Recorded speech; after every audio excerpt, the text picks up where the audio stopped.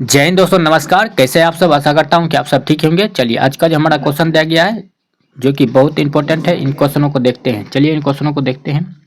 अमीर खुसरो निम्नलिखित में से किसके शासनकाल से संबंधित थे? तो अलाउद्दीन खिलजी दिया है ऑप्शन में, मोहम्मद बिन तुगलक दिया है, इब्राहिम लोदी दिया है, फिरोज शाह तुगलक दिया है। तो कौन सा ऑप्शन हो जाएगा ये चारों में से?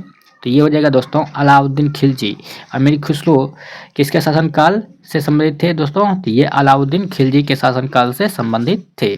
अगला क्वेश्चन दिया गया है, भगवान बुद्ध को ज्ञान की प्राप्ति कहाँ हुई? तो भगवान बुद्ध को दोस्तों ज्ञान की प्राप्ति कहाँ हुआ था? तो ये आपका ऑप्शन दिया गया है, राजगीर, बोध गया, कपिलवस्तु, सारनाथ। तो ये हो जाएगा आपका दोस्तों भगवान बुद्ध को ज्ञान की प्राप्ति कहाँ हुआ था? तो ये हुआ था दोस्तों आपका बोध गया में। कहाँ हुआ था दोस्तों? बोध गया में। भगवान बुद्ध को ज्ञान की प्राप्ति कहाँ हुआ था दोस्तों? बोध गया में। चलिए अगला क्वेश्चन दिया गया है, कहता है राम प्रसाद बिस्मिल का नाम किससे संबंध है? राम प्रसाद बिस्मिल का नाम किससे संबंध है? तो ये ऑप्शन दिया गया है दोस्तों, कानापुर षड्यंत्र से केस से, अलीपुर षड्यंत्र केस से, काकोरी षड्यंत्र केस से, मेरठ षड्यंत्र केस से। तो ये हो जाएगा दोस्तों राम प्रसाद बिस्मिल का नाम किससे संबंध है? तो ये हो जाएगा दोस्तों काकोरी षड्यंत्र से। किससे हो जाएगा दोस्तों? काकोरी षड्यंत्र से। चलिए अगले क्वेश्चन की ओर बढ़ते हैं। हमारा अगला क्वेश्चन दिया गया दोस्तों, ओमेगा 3 का वर्ग है। ओमेगा 3 का वर्ग है, इसमें दिया गया दोस्तों ऑप्शन, वसीय अम्ल, विटामिन्स, हार्मोन्स, विषाणु। तो कौन सा हो जाएगा दोस्तों? ये हो जाएगा आपका वसीय अम्ल। वसीय अम्ल। आपका अगला क्वेश्चन दिया गया है, कार्बन मोनोऑक्साइड विषाक्तन निम्नलिखित में से किसको मुख्यतः प्रभावित करता है? तो आपका ऑप्शन दिया गया है, पाचन क्रिया को, लीवर की कार्यशीलता को, किडनी की कार्यशीलता को, रक्त की ऑक्सीजन को वहन करने की क्षमता को। तो ये आपका चार ऑप्शन दिया गया है, तो कौन सा हो जाएगा दोस्तों? तो ये हो जाएगा आपका रक्त की ऑक्सीजन को वहन करने की क्षमता को यह प्रभावित करता है, कार्बन मोनोऑक्साइड विषाक्तन। चलिए अगला क्वेश्चन दिया गया दोस्तों, मानव के पाचन तंत्र में पाचन की क्रिया कहाँ से प्रारंभ होती है? तो पाचन क्रिया, मानव की पाचन क्रिया में कहाँ से प्रारंभ हो जाती है? तो ये मुख गुहा से प्रारंभ हो जाती है। इसमें ग्रासिका दिया है, मुख गुहिका दिया है, ग्रहणी दिया है, अमाशय दिया है। तो ये जगह दोस्तों ये मुख गुहा से ही प्रारंभ हो जाता है मनुष्य में पाचन की क्रिया। लार रहता है मुंह में, तो वही पचाना शुरू कर देता है, मुख से ही ये पाचन क्रिया शुरू हो जाता है। अगला क्वेश्चन दिया गया है, कौन सा अम्ल हमारे शरीर में पाचन क्रिया में सहायक है? कौन सा अम्ल हमारे शरीर में पाचन क्रिया में सहायक है दोस्तों? तो आपका ऑप्शन दिया गया है, हाइड्रोक्लोरिक अम्ल, सल्फ्यूरिक अम्ल, एसिटिक अम्ल, फॉर्मिक अम्ल। ये चार ऑप्शन दिए गए हैं। तो ये हो जाएगा आपका दोस्तों हाइड्रोक्लोरिक अम्ल। हाइड्रोक्लोरिक अम्ल हमारे शरीर में पाचन क्रिया में भाग लेता है, जो अमाशय में पाया जाता है। अगला क्वेश्चन दिया गया दोस्तों आपका, निम्नलिखित में से किस विटामिन की कमी से रिकेटस नामक रोग हो जाता है? तो किस विटामिन की कमी से दोस्तों रिकेटस नामक रोग होता है? तो ये होता है दोस्तों, आपका ऑप्शन दिया गया vitamin A, vitamin B, vitamin C and vitamin D. तो रिकेटस किसके कारण होता है दोस्तों? किस विटामिन की कमी के कारण? तो ये होता है दोस्तों विटामिन डी के कमी के कारण रिकेटस रोग होता है। अगला क्वेश्चन दिया गया आपका दोस्तों, कहता है स्थिति विज्ञान, जिसको स्टैटिस्टिक्स कहते हैं, निम्नलिखित में से किससे संबंधित है? स्थितिक विज्ञान दोस्तों किससे संबंधित है?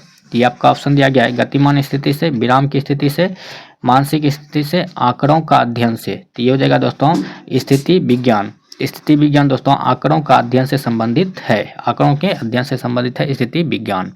चलिए अगला क्वेश्चन दिया गया दोस्तों, इसमें दिया है, किस रंग द्रव्य की उपस्थिति के कारण पौधों का रंग हरा होता है? तो हरा किसके कारण होता है पेड़ पौधा दोस्तों?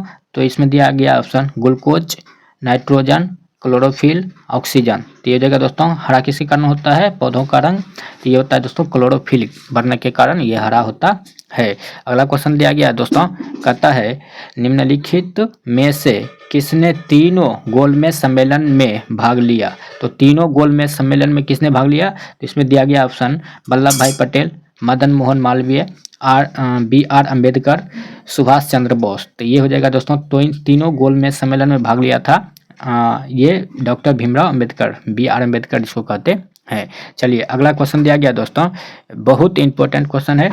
इंडियन नेशनल कांग्रेस के 1931 ईस्वी के कराची अधिवेशन की अध्यक्षता निम्नलिखित में से किसने की थी? तो किसने किया था दोस्तों? आपको ऑप्शन दिया गया है महात्मा गांधी, सरदार पटेल, मौलाना आज़ाद, उसके बाद CR राव। तो ये हो जाएगा दोस्तों सरदार पटेल ने किया था। किसने किया था अध्यक्षता दोस्तों? सरदार पटेल ने। चलिए अगला क्वेश्चन दिया गया, हम्पी में विजयनगर के भग्नावशेष किसके द्वारा 1800 ईस्वी में प्रकाश में लाए गए? किसके द्वारा लाया गया था दोस्तों? ये आपका ऑप्शन दिया गया है कर्नल कोलिन मैकेजिंग के द्वारा, सर जॉन शोर के द्वारा, एंड्रयूज फ्रेजर के द्वारा, जॉन मार्शल के द्वारा। तो ये कौन सा ऑप्शन हो जाएगा दोस्तों? तो एंड्रयू फ्रेजर के द्वारा ये लाया गया था। अगला क्वेश्चन दिया गया दोस्तों, कहता है पंचायती राज का सबसे मुख्य भाग क्या है? पंचायती राज का सबसे मुख्य भाग कौन सा है दोस्तों?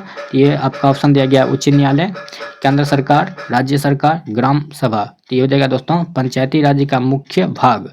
तो ये हो जाएगा दोस्तों ग्राम सभा पंचायती राज का मुख्य भाग है। अगला क्वेश्चन दिया गया है, भारत में नए राजनीतिक दल को अनुमति कौन देता है? नए राजनीतिक दल को अनुमति कौन देता है दोस्तों? आपका ऑप्शन दिया है चुनाव आयोग, उच्चतम न्यायालय, राष्ट्रपति, स्पीकर। तो कौन सा हो जाएगा ऑप्शन आपका? 4 ऑप्शन दिए गए हैं। तो ये हो जाएगा दोस्तों भारत में नए राजनीतिक दल को अनुमति कौन देता है? तो ये देता है चुनाव आयोग। कौन देता है दोस्तों? चुनाव आयोग। चलिए आपका अगला क्वेश्चन दिया गया दोस्तों, भारत के राष्ट्रपति चुने जाने से पूर्व श्री राम नाथ कोविंद कहाँ के गवर्नर थे? भारत के राष्ट्रपति चुने जाने से पूर्व श्री रामनाथ कोविंद कहाँ के गवर्नर थे? तो कहाँ के गवर्नर थे दोस्तों? ये आपका ऑप्शन दिया गया है बिहार के, उत्तर प्रदेश के, मेघालय के, पश्चिम बंगाल के। तो ये हो जाएगा दोस्तों आपका बिहार का गवर्नर था श्री रामनाथ कोविंद राष्ट्रपति बनने से पहले। तो कहाँ का गवर्नर था? तो बिहार का गवर्नर था। अगला क्वेश्चन दिया गया दोस्तों, यह है भारतीय संविधान के 44वें अनुच्छेद के अनुसार समान संहिता की परिकल्पना निम्नलिखित में से किनके लिए है? किनके लिए है दोस्तों? आपका ऑप्शन दिया गया है धार्मिक निकाय के लिए, सजातीय समूहों के लिए, स्त्रियों के लिए, नागरिकों के लिए। तो ये हो जाएगा दोस्तों नागरिकों के लिए। ये हो जाएगा दोस्तों नागरिकों के लिए। चलिए अगले क्वेश्चन की ओर बात करते हैं। हमारा अगला क्वेश्चन दिया गया है, कहता है अगस्त 2017 में भारत के नए उपराष्ट्रपति के रूप में किन्हें चुना गया? तो भारत के नए राष्ट्रपति के रूप में 2017 में किसको चुना गया था? तो ये आपका ऑप्शन दिया गया है गोपाल कृष्ण गांधी को, उसके बाद वेंकैया नायडू को, उसके बाद हामिद अंसारी को, उसके बाद मीरा कुमार को। तो किसको चुना गया था दोस्तों? तो ये चुना गया था आपका वेंकैया नायडू को। किसको चुना गया था दोस्तों? वेंकैया नायडू को ये चुना गया था।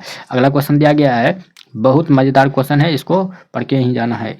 अगला क्वेश्चन दिया गया है, निम्नलिखित में से कौन सा एक आदेश किसी व्यक्ति को गैर कानूनी ढंग से बंदी बनाए जाने पर उसकी स्वतंत्रता सुनिश्चित करने के लिए उच्चतम न्यायालय द्वारा जारी किया जाता है? तो ये आपका हो जाएगा बंदी प्रत्यक्षीकरण, परमादेश, उत्प्रेषण, अधिकार प्रेक्षा। तो ये हो जाएगा दोस्तों आपका बंदी प्रत्यक्षीकरण। ये हो जाएगा आपका आंसर। अगला क्वेश्चन दिया गया दोस्तों, भारत की पहली मुख्यमंत्री थी। भारत की पहली मुख्यमंत्री कौन थी दोस्तों? तो भारत की पहली मुख्यमंत्री इसमें दिया गया है नंदिनी सत्यपथी, उसके बाद दिया है सुचेता कृपालिनी, उसके बाद दिया गया मायावती, उसके बाद दिया है शीला दीक्षित। ये हो जाएगा आपका दोस्तों सुचेता कृपालिनी भारत की पहली मुख्यमंत्री थी। भारत की पहली मुख्यमंत्री कौन थी दोस्तों? सुचेता कृपालिनी। सुचेता कृपालिनी जो दोस्तों ये भारत की पहली मुख्यमंत्री थी। अगला क्वेश्चन दिया गया दोस्तों, भारत का कोई नागरिक अपनी नागरिकता खो देता है यदि वह भारतीय नागरिकता का परित्याग करता है तो फिर भी वह नागरिकता अपना खो देगा। दूसरा, स्वेच्छा से किसी अन्य देश की नागरिकता प्राप्त करता है तो फिर भी वह अपना भारत की नागरिकता खो देगा। अगला दिया गया है इसमें ऑप्शन, किसी अन्य देश के नागरिक से विवाह करता है तो ऐसा बात नहीं है कि केवल विवाह कर लेगा तुम्हारी यहाँ की नागरिकता खत्म हो जाएगी, ऐसी बात नहीं है। सरकार की आलोचना करता है। आलोचना सरकार की करे, बहुत सारा आदमी बोलता है नीतीश ऐसे है वैसे है, प्रधानमंत्री मोदी ऐसे है वैसे है, तो इसका ये मतलब नहीं कि उसका नागरिकता छीन लिया जाएगा, ठीक है। तो यहाँ पे ये स्वतंत्रता दिया गया है, आलोचना करेगा तभी तो वह इस चीज़ पर विचार करेगा। तो इसीलिए इस ऐसे करने पर नहीं, तो ये हो जाएगा पहला और दूसरा सही हो जाएगा। तो केवल 1 और 2 क्या है, कथन सही है, ये दो कथन गलत है। चलिए अगला क्वेश्चन दिया गया है दोस्तों, आपका अगला क्वेश्चन दिया गया है, नरसिम्हा कमेटी एक निम्नलिखित में से किन सुधारों से संबंधित है। तो आपका ऑप्शन दिया गया उच्च शिक्षा सुधार से, कर संरचना सुधार से, योजना कार्य विन्यास सुधार से, उसके बाद बैंकिंग संरचना सुधार से। तो ये हो जाएगा दोस्तों किस संबंधित है दोस्तों, बैंकिंग संरचना सुधार से ये संबंधित है। तो चलिए मिलते हैं आपसे अगले वीडियो में, तब तक के लिए धन्यवाद, जय हिंद।